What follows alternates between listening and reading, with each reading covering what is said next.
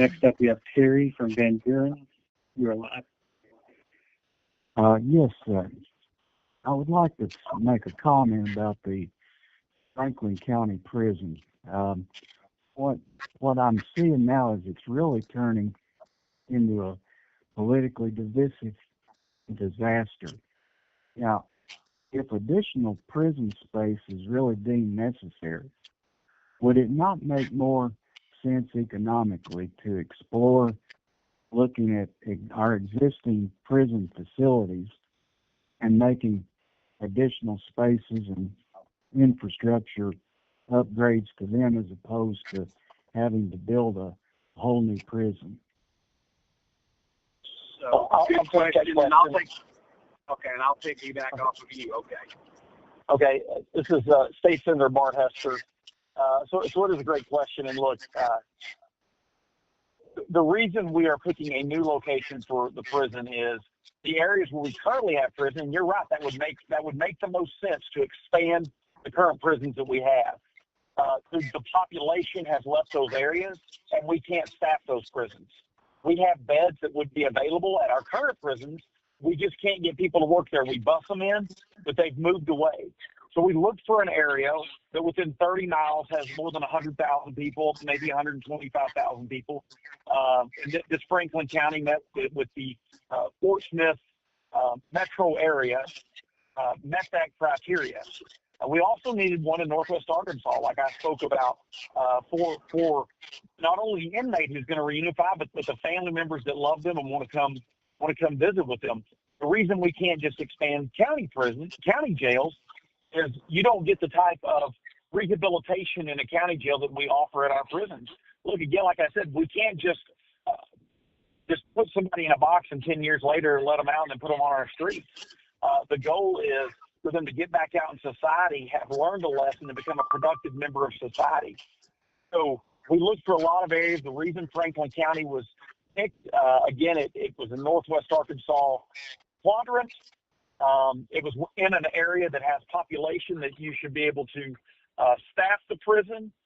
We were looking for a piece of property that was for sale already. We didn't want to go convince somebody to sell a piece of property and then put a prison on it.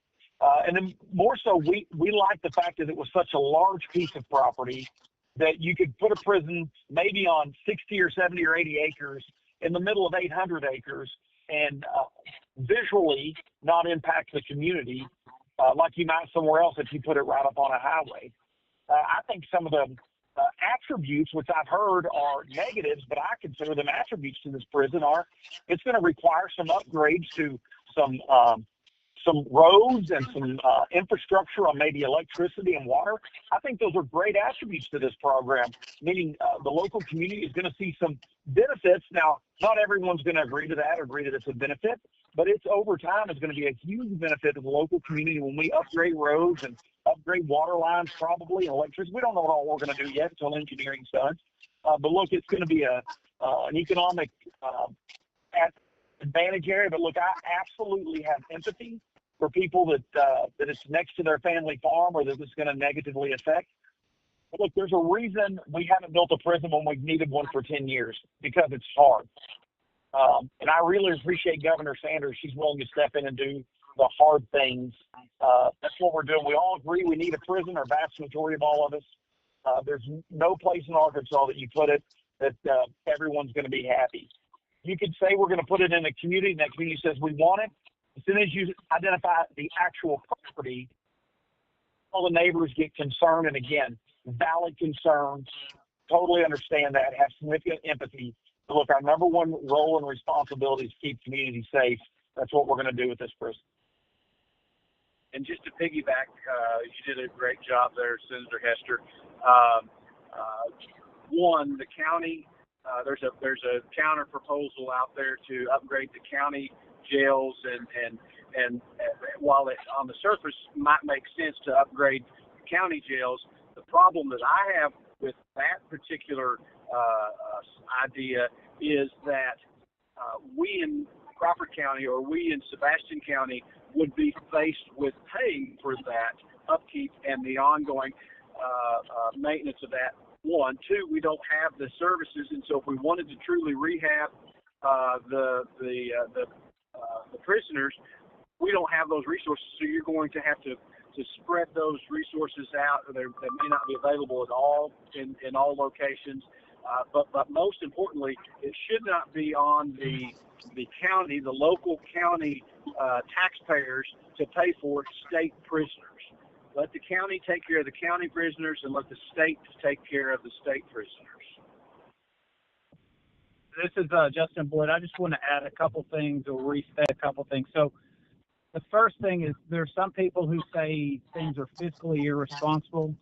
Well, what I would say is if the people who are in prison don't get the appropriate health care, the appropriate education, the appropriate training, then they go back out and they commit crimes again, and then they wind back up in the prison system in a revolving door. And so jails, local county jails are not equipped to provide the right health, education, and training.